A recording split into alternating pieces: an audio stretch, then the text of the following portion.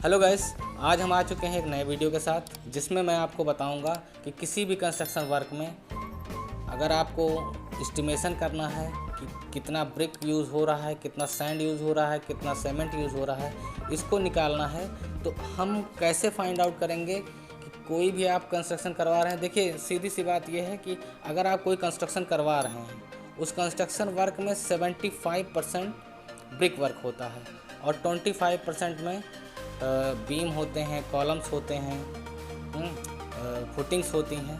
ये सब चीज़ें 25% में होती हैं। तो बेसिकली हमको ये समझ में आता है कि अगर हम इस्टीमेट करना सीख जाएं तो हमको इस्टीमेटेड कॉस्ट भी पता चल जाएगी कितना यूज़ होने वाली है। क्योंकि अगर हमको मटेरियल का पता चल गया कि कितनी मटेरियल कहाँ पे हम यूज़ करने वाले हैं, तो उसी के साथ साथ हम ये भी फाइंड आउट कर पाएंगे कि उस मटेरियल की कॉस्ट कितनी है मार्केट में, और हम मल्टीप्लिकेशन करके उसकी कॉस्ट भी निकाल सकते हैं। लेकिन आज हम जो सीखने वाले हैं केवल एस्टिमेशन के बारे में सीखने वाले हैं कि उस एस्टिमेशन में, उस कंस्ट्रक्शन वर्क में हम कैसे फाइंड आउट करेंगे कि सीमेंट कितना यूज़ हो रहा है, कितना नंबर ऑफ ब्रिक यूज़ होंगे, कितना सैंड यूज़ होगा। देखिए, जब आप मार्केट में जाते हो, अगर आप मार्केट में परचेज़ करने जाओगे तो जो सीमेंट है वो नंबर ऑफ बैग्स में मिलेंगी, मतलब कि बोरी में मिलती है। आप इस तरह समझिए कि आप अगर मार्केट में जाते हैं और आपको परचेज़ करना है सीमेंट, सैंड और ब्रिक्स, तो उसके लिए सबसे ज़्यादा ज़रूरी है आपको पता होना चाहिए कि कैसे मिलते हैं। आप मार्केट में जाके ये नहीं बोलेंगे कि 1 केजी सीमेंट दे दीजिए, या आप मार्केट में नहीं जाके बोलेंगे कि 2 बोरी हमको क्या कहते हैं सैंड चाहिए। तो नंबर ऑफ बैग्स में क्या मिलता है, सीमेंट मिलता है। अगर आप जहाँ पे आप बोलेंगे कि हमको 3 बैग सीमेंट चाहिए या 5 बैग सीमेंट चाहिए, वहाँ पे नंबर ऑफ बैग्स की बात करेंगे। दूसरा पॉइंट है कि हमको सैंड किस में मिलती है। देखिए, सैंड को ख़रीदने के लिए आप जाएंगे तो आपको बताना पड़ेगा फिट क्यूब में कि आपको कितनी चाहिए। तो उसको हम एस्टिमेट अगर करना पहले से सीख लेंगे तो हमको पता चल जाएगा कितना यूज़ होने वाला है, उसी अकॉर्डिंग हम परचेजिंग कर सकते हैं। तीसरी चीज़ है ब्रिक्स। ब्रिक्स को आप नंबर्स में ख़रीदते हो, क्योंकि वहाँ पर जो रेट होता है वो 1 ब्रिक का होता है। तो वो आपको 1000 ब्रिक देंगे, 2000 ब्रिक देंगे या 500 ब्रिक, जो भी आपको परचेज़ करना है आप परचेज़ कर सकते हैं। और आपको परचेज़ करने के बाद उतना ही पैसा पे करना पड़ेगा जितना नंबर ऑफ ब्रिक होंगे। ठीक है, ये बात आपको क्लियर हो गई। तो आइए अब एस्टिमेशन की बात करते हैं। एस्टिमेशन में हमको क्या क्या निकालना है, नंबर ऑफ ब्रिक्स निकालनी होगी, कितने फिट क्यूब में हमको सैंड यूज़ हो रही है, या कितने बैग्स में हम सीमेंट यूज़ कर रहे हैं। तो अगर हम एक एग्ज़ाम्पल ले, उसकी हाइट अगर 1 मीटर है, ब्रेथ 1 मीटर है और लेंथ 1 मीटर है, तो अगर उसका हम एस्टिमेशन कर लेते हैं तो हमको किसी भी तरह का एस्टिमेशन करना होगा तो हमको पता चल जाएगा इस एग्ज़ाम्पल के माध्यम से कि हम एस्टिमेशन कैसे करने वाले हैं। अब मान लीजिए कि आपको एस्टिमेशन करना है, तो सबसे पहले आपको क्या चाहिए, तो पता होना चाहिए ब्रिक की साइज़। और ब्रिक की साइज़, अब क्वांटिटी निकालनी है किसकी, सैंड, सीमेंट और ब्रिक की। अगर हमारी जो वॉल की साइज़ हमने बता दिया 1 × 1 × 1 है, मतलब 1 मीटर × 1 मीटर × 1 मीटर है। एक क्यूब साइज़ आप समझ लीजिए। तो आपको हम शो भी कर देते हैं। आइए अब एस्टिमेशन पे आते हैं। एस्टिमेशन कैसे करना है एक वॉल का, उसमें कितना ब्रिक, कितना सैंड और कितना सीमेंट यूज़ हो रहा है, इसको अगर आपको जानना है तो इसके लिए आइए एक एग्ज़ाम्पल के ज़रिए हम लोग समझते हैं। एक एग्ज़ाम्पल अगर हम लेते हैं, कोई वॉल है जिसकी हाइट 1 मीटर है, ब्रेथ 1 मीटर है और लेंथ भी 1 मीटर है। एक समझ लीजिए अब क्यूबिक साइज़ का है, आपको बगल में हम दिखा भी देते हैं, क्यूबिक साइज़ का है।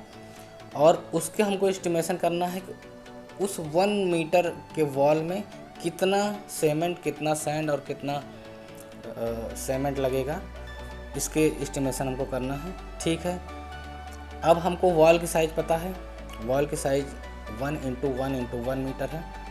तो हम लोग फर्स्ट स्टेप में क्या करेंगे, calculation of number of BRICS. Number of BRICS का आपको कैलकुलेशन करना है। उसके लिए आपको ब्रिक की साइज़ पता होनी चाहिए कि एक ब्रिक की साइज़ क्या होती है। एक ब्रिक की जो साइज़ होती है वो होती है 19 सेंटीमीटर × 9 सेंटीमीटर × 9 सेंटीमीटर। ठीक है, विदाउट मोर्टार। मोर्टार का मतलब समझते होंगे। मोर्टार का मतलब होता है मसाला, जिसमें आप सीमेंट और सैंड को ऐड करके बनाते हैं प्रॉपर प्रोपोर्शन रेशियो में। ठीक है, तो विदाउट मोटार जो ब्रिक की साइज़ है वो 19 centimetre into 9 centimetre into 9 centimetre है। अब हमको करना क्या है, इसको मीटर में कन्वर्ट कर लीजिए, क्योंकि एक वो जो क्यूब है वो मीटर क्यूब में है। तो मीटर में अगर आप कन्वर्ट कर लेते हैं तो ये हो जाएगा 0.19 metre into 0.9 metre into 0.9 metre is equal to 0.00153 metre cube. ये आ गया किसका, ये आ गया विदाउट मोटार का स्टैंड ब्रिक का साइज। ठीक है, अब हमको पता चल गया कि एक ब्रिक कितना स्पेस ले रहा है, कितना मीटर क्यूब ले रहा है। ठीक है, कंफर्म हो गया। अब निकाल लेते हैं विद मोटार, निकाल लेते हैं ब्रिक की साइज़ क्या होगी, क्योंकि विद मोटार में देखिए जो वो प्लास्टरिंग होती है उसकी साइज़ लगभग 10 mm तक होती है, या हम मान सकते हैं कि 1 सेंटीमीटर, तो वो इस ब्रिक में ऐड हो जाएगा। ठीक है, जो अभी तक 19 था वो 20 centimetre into 10 centimetre into 10 centimetre हो जाएगा। ठीक है, ये विथ मोटार है।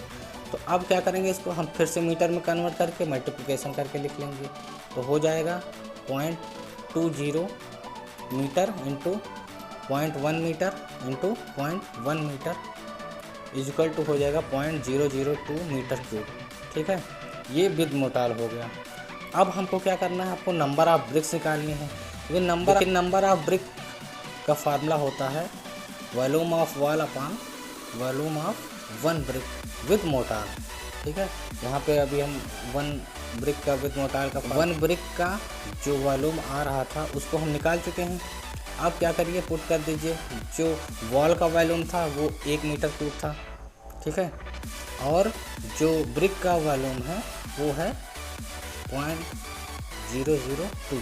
यहाँ पे आप वैल्यू पुट कर दीजिए कितना, और इक्वल टू कितना आ जाएगा 500 नंबर ऑफ ब्रिक्स आ जा रहा है। ठीक है, तो हमको नंबर ऑफ ब्रिक पता चल गया। देखिए अब निकालना क्या है, अब निकालना है हमको मोटार। मोटार कितना यूज़ हो रहा है। देखिए अगर आप किसी वॉल में विद मोटार किसका ब्रिक का साइज निकाल चुके हैं, नंबर ऑफ ब्रिक्स कितने लग रहे हैं 1 मीटर क्यूब में, अगर 500 ब्रिक लग रहे हैं, साथ में मोटार भी है। ठीक है, अगर उसमें से आप ब्रिक को निकाल लेंगे तो वहाँ पे मोटार ही बचेगा। ठीक है, मोटार बचना चाहिए वहाँ पे। तो उसके लिए हम करेंगे क्या, वॉल्यूम निकाल लेंगे 500 ब्रिक का। वॉल्यूम निकालने के लिए क्या करेंगे, 500 इंटू विदाउट मोटार ब्रिक की साइज़ क्या थी, ब्रिक की साइज़ विदाउट मोटार क्या थी 5001539, जो विदाउट मोटार आई थी साइज़ क्या कहते हैं ब्रिक की, वो आई थी 0.001539। देखिए वॉल्यूम ऑफ 500 ब्रिक क्या हो जाएगा, वॉल्यूम ऑफ 500 ब्रिक अगर निकालना है तो विदाउट मोटार वाला जो हम वॉल्यूम पाए थे उसको अगर 500 से मल्टीप्लाई कर देंगे तो निकल जाएगा। मल्टीप्लाई कर देते हैं, आज कितना आएगा 0.7695 मीटर क्यूब आ रहा है। ठीक है, हमको पता चल गया ईंटों का वॉल्यूम, मतलब ब्रिक्स का वॉल्यूम हमको पता चल गया। अब हम करना क्या है कि हमारा जो टोटल हम 500 ब्रिक्स आया था विद मोटार, उसको क्या करेंगे, सब वॉल्यूम ऑफ मोटार निकालना है आपको। तो आपको करना क्या है, आपको वॉल्यूम ऑफ वॉल में से वॉल्यूम ऑफ 500 ब्रिक का जो वॉल्यूम आया था उसको अगर सब्सट्रैक्ट कर देंगे या माइनस कर देंगे तो हमको मिल जाएगा मोटार का वॉल्यूम। कि वॉल्यूम ऑफ मोटार क्या हो जाएगा, वॉल्यूम ऑफ मोटार हो जाएगा वॉल्यूम ऑफ वॉल, जो वॉल की वॉल्यूम रही होगी उसमें से वॉल्यूम ऑफ 500 ब्रिक्स, 500 ब्रिक का जो वॉल्यूम आया था उसको माइनस करना है। तो वॉल की वॉल्यूम हमको पता है 1 मीटर क्यूब है, उसमें सब्सट्रैक्ट कर दो 500 ब्रिक्स का क्या वॉल्यूम कितना आया था 0.7695 मीटर क्यूब, सब्सट्रैक्ट कर दीजिए, आपको क्या मिलता है, आपको मिल जाता है 0.2305 मीटर क्यूब। ये किसका आ गया, मोटार का वॉल्यूम। लेकिन ये वेट मोटार का वॉल्यूम रहा होगा, क्योंकि आप जब अप्लाई करते हो तो जो मोटार होता है उसमें वाटर ऐड करते हो, उसमें जब वाटर ऐड करते हो तो आप मोटार यूज़ करते हो उसमें आप वाटर ऐड करते हो, वाटर ऐड करने के बाद वॉल्यूम उसका क्या हो जाता है, कम हो जाता है। तो उसके लिए हमको क्या करना होगा, ड्राई मोटार निकालना होगा। ड्राई मोटार निकालने के लिए फिर हमको 1.33 से मल्टीप्लाई करना होगा। 1.33 से मल्टीप्लाई करने के बाद हमको क्या मिल जाता है, ड्राई मोटार मिल जाता है। ठीक है, अब देखिए हमको मोटार मिल चुका है, ड्राई मोटार मिल चुका है। अब हमको समझना ये है कि हम वहाँ पे अप्लाई कितने का करवाना चाह रहे हैं। 1:6 का कराना चाह रहे हैं, 1:5 का कराना चाह रहे हैं, 1:4 का रेशियो में कराना चाह रहे हैं। 1 क्या है, सीमेंट है, और 4 या 5 या 6 क्या है, वो सैंड है।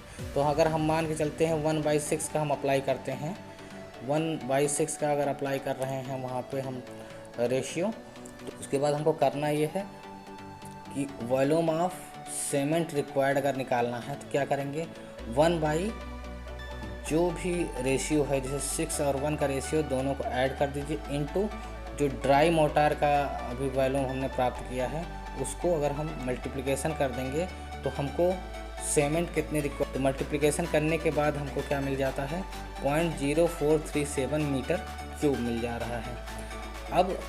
अब हमको वॉल्यूम ऑफ सीमेंट मिल गया, सीमेंट का अब हमको वॉल्यूम मिल गया। अगर हमको मास ऑफ सीमेंट निकालना है इन केजी में, मतलब किलोग्राम में ही निकालेंगे तभी तो उसको नंबर, देखिए एक बैग जो होता है, एक बैग सीमेंट जो होता है उसमें 50 केजी सीमेंट होता है। ठीक है, तो 50 केजी सीमेंट होता है। तो उसके लिए हमको क्या करना पड़ेगा, पहले ये जो वॉल्यूम आया है सीमेंट का, इसको हम क्या करें, इसका मास निकाल लें इन केजी में, तो उसको क्या करेंगे, नंबर ऑफ बैग में कन्वर्ट कर देंगे। ठीक है, अब नंबर ऑफ बैग में कन्वर्ट करने के लिए पहले इसको केजी में कन्वर्ट करना पड़ेगा। इसके लिए मास बराबर आपने पढ़ा ही होगा, मास इज इक्वल टू क्या होता है, वॉल्यूम इंटू डेंसिटी, सभी जानते हैं, फिजिक्स में भी पढ़ा होगा इसको। तो वॉल्यूम इंटू डेंसिटी होता है। वॉल्यूम अभी हमने आप निकाल लिया है, ऊपर वॉल्यूम निकाल चुके हैं। डेंसिटी कितनी होती है सीमेंट की, 1440, मतलब 1440, दोनों का आप मल्टीप्लिकेशन कर दीजिए, कितना आएगा, 62.928 kg। अब इसको नंबर आप बैग में कन्वर्ट कर लीजिए। एक बैग में मैंने अभी बताया कि 50 kg सीमेंट होता है, तो 50 kg अगर सीमेंट एक बैग में होता है और हमको टोटल 62 एंड समथिंग, अगर नंबर ऑफ बैग्स में निकालना है तो नंबर ऑफ बैग्स में निकालने के लिए हम क्या करेंगे, 50 से डिवाइड कर देंगे। 50 से डिवाइड करेंगे तो हमको क्या मिल जाएगा, 1.28। अब देखिए 1.28 बैग हो नहीं सकता है, क्योंकि नंबर ऑफ बैग में आता है, एक बैग आता है, 2 बैग आता है, 3 बैग आता है। अब ऐसा नहीं कह सकते ना आप जाके कि एक बैग सीमेंट ये दे दीजिए प्लस आधी बोरी और निकाल दीजिए, तो ऐसा नहीं हो पाएगा। तो इसके लिए हमको क्या करना होगा, इसके अप्रॉक्स थोड़ा बढ़ा के हम वैल्यू लिख लेते हैं। तो हम ये मान के चलते हैं कि 2 बैग सीमेंट लगेगा। ठीक है, ये बात क्लियर है। अब वॉल्यूम ऑफ सैंड रिक्वायर्ड निकालना है, तो सैंड की क्वांटिटी ऊपर रख देंगे। कितना रेशियो में है सैंड, 6 रेशियो में है, 6/1 + 6 into dry volume of motor, multiply कर दीजिए 6/7 इंटू 0.3065। ठीक है, अब हमको क्या मिल जाता है, 0.2627 मीटर क्यूब में आया है। हमने क्या बताया था आपको शुरू में, जब भी आप सैंड लेने जाएंगे आप फिट क्यूब में मांगते हैं, क्यूबिक फिट में मांगते हैं, तो इस मीटर क्यूब को फिट क्यूब में चेंज कर लीजिए, आपको मिल जाएगा 9.27 फिट क्यूब। मतलब अब हमको सैंड की भी क्वांटिटी पता हो गई, 9.27 फिट क्यूब सैंड मिल रहा है। ठीक है, अब सैंड भी क्लियर हो गया। हमको अभी तक क्या क्या मिल चुका है, इसका कंक्लूज़न देख लेते हैं। इसका कंक्लूज़न हमको ये मिल रहा है कि अगर हम 1 मीटर क्यूब वॉल में 1:6 का अगर मोटार यूज़ करते हैं तो हमको क्या क्या कितनी क्वांटिटी में रिक्वायर्ड होना चाहिए। उसके लिए हमने आपको पहले ही बताया कि 500 ब्रिक की आपको ज़रूरत पड़ेगी, प्लस 2 बैग सीमेंट की यूज पड़ेगी।